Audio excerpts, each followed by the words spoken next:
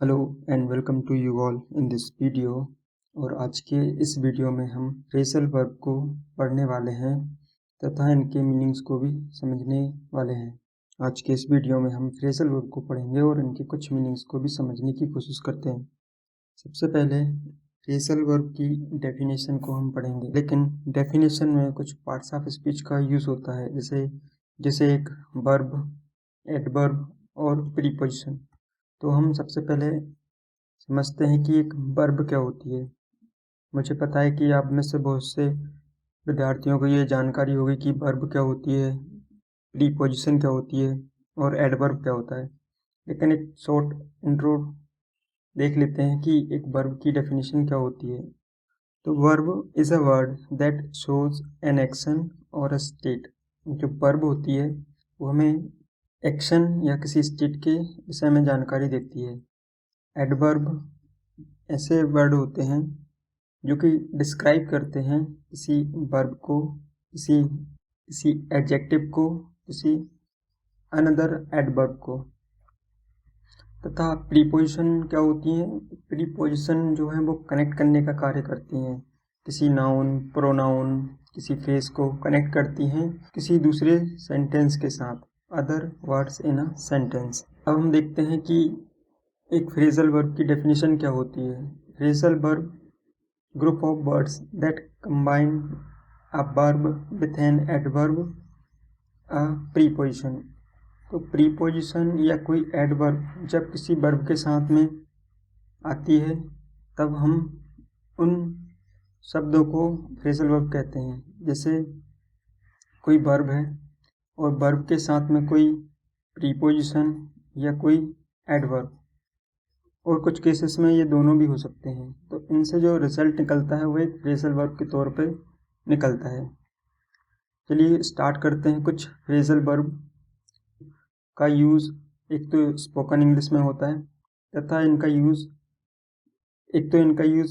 Spoken English में होता है तथा कॉम्पिटिटिव एग्जाम्स में भी इनका यूज़ होता है। तो पहले तो समझ लेते हैं कि फ्रेजल वर्ब का यूज़ कैसे करते हैं किसी सेंटेंस के अंदर। यहाँ पे एक फ्रेज है लुक फॉर। अब इस लुक फॉर का यूज़ कैसे करते हैं किसी सेंटेंस में। लुक फॉर का जो मीनिंग होता है कि search for something. Search for something, search for something it means किसी चीज़ की खोज या तलाश करना। और हम इन फ्रेजेस को इंग्लिश में भी पढ़ेंगे और हिंदी में भी पढ़ेंगे। अगली स्लाइड में हम इनको हिंदी में भी पढ़ेंगे। इसका एक एग्जांपल देखते हैं कि Rahul is looking for a new job. यहाँ पे जो लुक फॉर है इस फ्रेज का यूज़ किया गया है इस सेंटेंस में कि Rahul is looking for a new job. तो इस तरीके से इसका यूज़ करते हैं। एग्जाम्पल और देखते हैं। से look after, look after that means to take care of, किसी की देखभाल करना। लुक आफ्टर दैट मीन्स किसी की देखभाल करना। इसका एक सेंटेंस भी है, he looks after her old grand mother.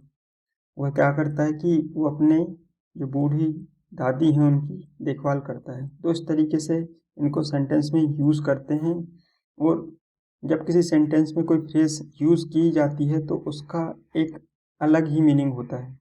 तो हमें इन्हीं मीनिंग्स को याद करना है क्योंकि इनका यूज़ सेंटेंस में डायरेक्टली कर सकते हैं। तो सबसे पहले देखते हैं लुकअप। लुकअप इसका जो मीनिंग होता है टू गेट बेटर, किसी सिचुएशन का ठीक होना, धीरे धीरे किसी सिचुएशन का ठीक होना। To get better. Look for अभी देखा था, search for something, search for something. अगला फ्रेज है look out. Look out that means be careful. इसका यूज़ लुक आउट का मीनिंग जो होता है be careful. Look after that means to take care of. अगला फ्रेज है look back, think about the past. Look back that means think about the past. Look ahead that means to think about future. अभी इसमें जैसे look back, तो back मतलब पीछे, तो ऐसे ही थिंक अबाउट पास्ट, पास्ट मतलब होता है पुराना, पुरानी बातों को सोचना। अहेड मतलब आगे का, इसका मतलब future. Look down on, look down on, have a low opinion, रखना किसी व्यक्ति के प्रति। Look at that means to think carefully about something. And इसका एक और मीनिंग होता है read something quickly.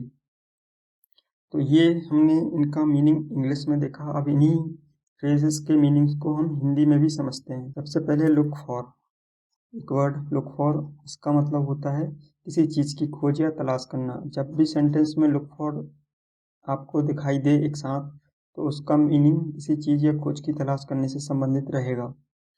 Look out, that means किसी को श्रेष्ठता या तिरस्कार की दृष्टि से देखना या सम्मान देना। लुक आउट, दैट मीन्स खतरे या नुकसान से बचने के लिए सतर्क और जागरूक रहना। अगला वर्ड लुक आफ्टर, किसी व्यक्ति या वस्तु की देखभाल करना। लुक अहेड, भविष्य के बारे में सोचना और योजना बनाना। अहेड आया, इसका मतलब आगे का। लुक बैक, बैक मतलब पुराना, पास्ट का, तो पिछली घटनाओं या अनुभवों को याद करना या उन पर विचार करना। लुक अराउंड, दैट मीन्स अपने पीछे या अलग दिशा में नज़र डालकर देखना कि वहाँ क्या है। तो इस तरीके से हमने हिंदी और इंग्लिश दोनों में कुछ फ्रेजेस के मीनिंग को समझा। अब रिवीजन की बारी है।